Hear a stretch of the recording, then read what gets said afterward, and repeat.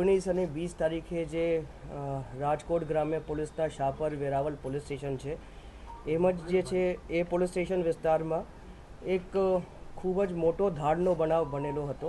એ ધાડનો બનાવ એવી રીતનું હતો કે ત્યાંના જે જૂના રાજવી પરિવાર છે એમાં જે જીતેન્દ્રસિંહ જાડેજા જે ભોગ બનનાર છે એ પોતાના મકાનમાં એકલા સૂતા હતા અને રાતે જે છે એના કહેવા મુજબ 6 થી 8 લોકો ત્યાં આવ્યા અને આવીને જે છે એણે બાય ફોર્સ સાઈડમાં બેસાડી અને નાની મોટી ઈજા કરીને ત્યાંથી એમના પૈસા અને દાગીના અને સાથે જે છે એનો લાઇસન્સ વેપન જે રાઇફલ હતી એ લઈને જતા રહ્યા હતા. હવે જે બનાવ છે એ ખૂબ જ સિરિયસ બનાવ હતો અને બનાવ જે છે એ તાત્કાલિક જે છે એ રાતનું બનાવ હતો. પોલીસે જે છે ઇમિડિયેટલી શાપર વેરાવલ પોલીસે રિસ્પોન્ડ કર્યું હતું. ત્યાં જઈને જે છે જે રીતે કોઈ પણ સીન ઓફ ક્રાઇમ છે એને સિક્યોર કરવામાં આવે છે તો એ સીન ઓફ ક્રાઇમ જે છે પ્રોપર સિક્યોર કરવામાં આવેલ હતો. ત્યારબાદ જે સીન ઓફ ક્રાઇમની વિઝિટ જે છે એ એસપી રાજકોટ ગ્રામ્ય શ્રી વિજયસિંહ ગુર્જરે કરી હતી અને ત્યાં જે છે એમની અધ્યક્ષતામાં FSLને બોલાવેલું હતું અને સાથે સાથે ફિંગરપ્રિન્ટ એક્સપર્ટ અને જે ડોગ સ્ક્વોડ છે આ ડોગને બોલાવવામાં આવેલ હતું. અને બીજી રીતે જે CCTV ફૂટેજ ટીમ છે અને જે અપ્રોચના જે CCTV ફૂટેજ છે એ CCTV ફૂટેજમાંથી અમુક એવા શંકાસ્પદ લોકો મળ્યા જે પછી અમે લેટર આઈડેન્ટિફાઈ કરી શક્યા હતા. પછી આ અનુસંધાને જે છે આ અમુક આરોપીઓની લોકેશન જે છે દાહોદ બાજુ આપતી હતી તો જે છે અમુક ટીમો જે છે ત્યાંથી રવાના થયેલી હતી.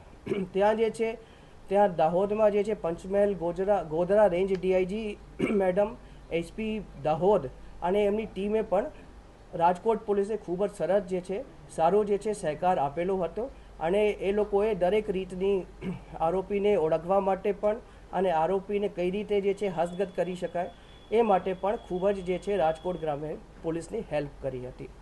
હવે આ ડિટેક્શનથી જે છે 3 આરોપી જે છે આ રાજકોટ પોલીસ એ ધરપકડ કરી છે. એ આરોપીનું નામ હું બતાવું છું. એ બનસિંગ ઉર્ફે બન્ના હેમરાજ સિંગાડ એ જાંબુઆ મધ્યપ્રદેશનો છે. એ જાંબુઆ અગાઉ આરોપીના ગુનાહિત ઇતિહાસ છે. તેઓ જે છે જાંબુઆ અને અજમેરા પોલીસ સ્ટેશન ધાર જિલ્લામાં છે. ત્યાં જે છે આ ધાડ અને ધાડની કોશિશના ગુનાઓના આરોપી છે. જે શેતાન દિવાનભાઈ જે આપણે જે બીજા અટક થયેલા આરોપી છે એ ગરબાડા દાહોદના છે. એના ઉપર જે છે કુલ 7 જેટલા પ્રોહિબિશનના ગુના છે. અને જે ત્રીજા આરોપી જે પકડાયા છે એ આરોપીનું નામ છે દિનેશ શેતાનભાઈ પરમાર જે ગરબાડા દાહોદના છે અને એના ઉપર પણ 2 પ્રોહિબિશનના ગુનાઓ દાખલ છે. જે પકડવાના બાકી આરોપી છે એ કુલ 5 છે. જેમાં મુખ્ય જે આરોપી પકડવાના બાકી છે એનું નામ છે કમલસિંહ ઉર્ફે કમલસિંહ માવજીભાઈ સિંગાડા જે જાંબુઆ મધ્યપ્રદેશના છે. 40,18,500 રૂપિયા જે છે આરોપી પાસે રિકવર કરવામાં આવેલા છે.